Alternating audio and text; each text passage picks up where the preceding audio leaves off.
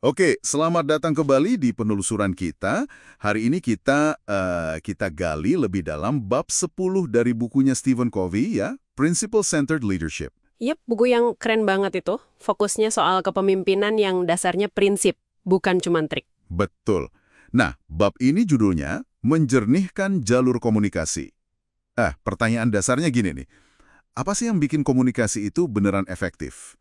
Apa cuma soal pintar ngomong aja? Ternyata jauh lebih dalam dari sekedar teknik ngomong, Mas. Ide utamanya Covey di sini tuh gini.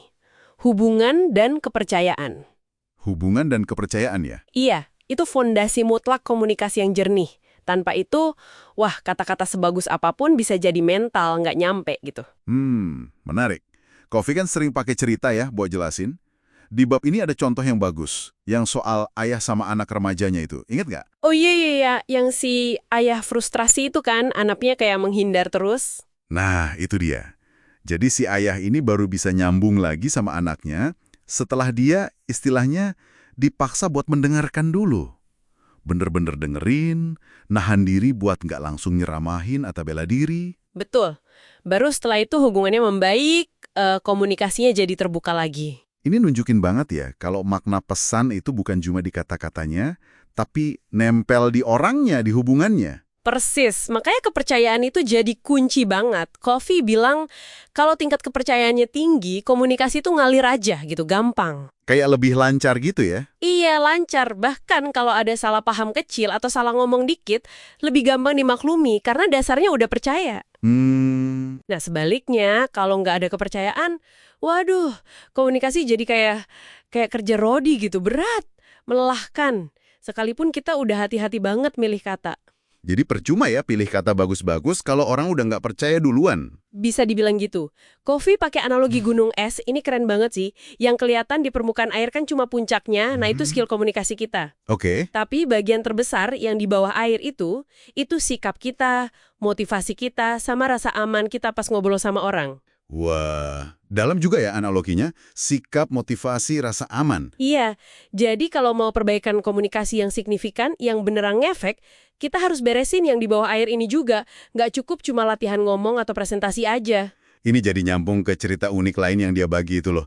Yang soal pria yang udah bosan banget sama hidupnya, terus sama dokternya dikasih resep aneh. Oh, yang disuruh ke pantai itu ya? Haha, iya ingat. Iya, resep pertamanya cuma dengarkan baik-baik selama 3 jam. Awalnya kan dia bosan parah ya, cuma dengar ombak gitu-gitu aja. Iya, kayak nggak ada gunanya gitu ya. Tapi dia paksain diri. Lama-lama dia mulai bisa bedain suara ombak yang beda, jenis burung yang beda, kayak ada dimensi baru yang kebuka gitu. Nah, itu dia. Pendengarannya jadi lebih peka. Terus resep kedua, ingatlah dengan jujur, mikirin masa lalu. Nah yang paling ngena itu resep ketiga, periksa motif Anda.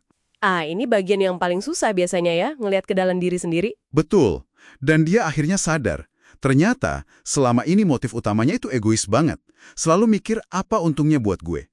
Kesadaran ini jadi titik baliknya dia. Ini nunjukin banget ya, pentingnya kita beres-beres di dalam dulu, introspeksi, sebelum bisa komunikasi keluar dengan otentik. Bener banget, cerita itu juga, menyoroti pentingnya kita paham beda antara bahasa logika sama bahasa emosi. Oh iya, gimana tuh bedanya menurut Covey? Covey bilang, seringkali emosi itu punya tenaga yang jauh lebih kuat buat gerakin orang dibanding logika doang. Masuk akal sih. Makanya, saran dia kita perlu belajar mendengar itu utamanya pakai mata dan hati dulu, baru pakai telinga. Mata dan hati, maksudnya? Maksudnya, coba tangkap dulu perasaan atau niat di balik kata-kata orang. Jangan buru-buru ngejudge isinya atau siapin bantahan. Sabar dulu, coba pahamin dulu. Orang ini sebenarnya mau nyampein apa, perasaannya gimana? Wah, ini butuh kesabaran ekstra ya, dan niat tulus buat beneran paham, bukan cuma pengen didengerin atau menang debat. Iya banget. Nggak gampang, tapi penting ya. Terus ada konsep menarik lagi nih. Covey bilang, kalau empati itu justru bikin kita bisa dipengaruhi atau influenceable. Ini agak kontraintuitif ya. Iya, kedengerannya gitu ya. Tapi maksudnya bukan berarti kita jadi gampang goyah atau harus selalu setuju sama orang lain. Terus gimana dong? Maksudnya lebih kenunjukin kalau kita itu terbuka buat ngerti sudut pandang orang lain. Kita bersedia mendengarkan dan mempertimbangkan. Nah, kata Covey, Kunci biar kita bisa mempengaruhi orang lain, itu justru ketika mereka merasa kalau mereka itu punya kemungkinan untuk mempengaruhi kita. Oh, jadi kayak timbal balik gitu ya. Kalau kita nunjukin kita terbuka, mereka juga lebih mungkin terbuka sama pengaruh kita. Kurang lebih gitu. Ini kayak membalik cara kita mikir soal persuasi selama ini kan. Biasanya kita mikir gimana caranya menang argumen. Iya, bener. Fokusnya ke argumen kita. Padahal ini menggarisbawahi juga betapa seringnya kita gagal kalau cuma ngandelin logika buat menaklukkan hati orang. Kalau nggak ada feeling yang enak, nggak ada kepercayaan, argumen sebagus apapun bisa mental. Kayak ada tembok emosi gitu ya. Persis, tembok emosional. Rasa takut, rasa nggak aman di hati orang itu, Kofi bilang kayak benang kusut. Nggak bisa diurai pakai debat kusir. Terus gimana ngurainya? Ya dengan memperbaiki hubungannya itu tadi, dibangun lagi kepercayaannya. Oke. Nah, kalau kita tarik ke konteks organisasi atau tim kerja nih, berarti sekedar ngadain training skill komunikasi gitu aja nggak cukup dong ya buat perubahan yang beneran awet? Nggak akan cukup kalau cuman itu akarnya. Perbaikan komunikasi yang permanen, yang sustainable, itu butuh dipupuk dari dalam. Butuh kepemimpinan yang berprinsip itu tadi. Yang akarnya karakter ya? Betul. Fondasinya itu manusianya, hubungan antar manusianya, yang dibangun di atas karakter yang bisa dipegang omongannya, yang bisa dipercaya. Trustworthiness. Ini bukan soal main politik kantor atau pakai trik-trik komunikasi sesaat. Tapi soal integritas yang konsisten ya? Nah, itu dia. Integritas yang kelihatan dari waktu ke waktu.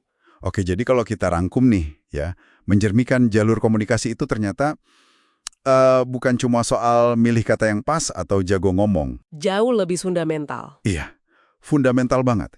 Ini soal kualitas hubungan kita, terus kondisi dalaman kita sendiri juga, seberapa aman kita merasa, apa motif kita sebenarnya pas ngomong. Dan yang paling penting, seberapa besar tabungan kepercayaan yang udah kita bangun sama orang lain. Dan kepercayaan itu nggak bisa dibikin-bikin ya. Nggak bisa direkayasa, harus didapetin, dibangun pelan-pelan lewat tindakan nyata yang nunjukin integritas kita. Sip. Nah, sebagai penutup nih, mungkin ada satu pertanyaan buat Anda renungkan di rumah atau di jalan nanti. Boleh, apa tuh? Kalau memang benar hubungan itu kunci utama komunikasi yang efektif, coba Anda pikirin.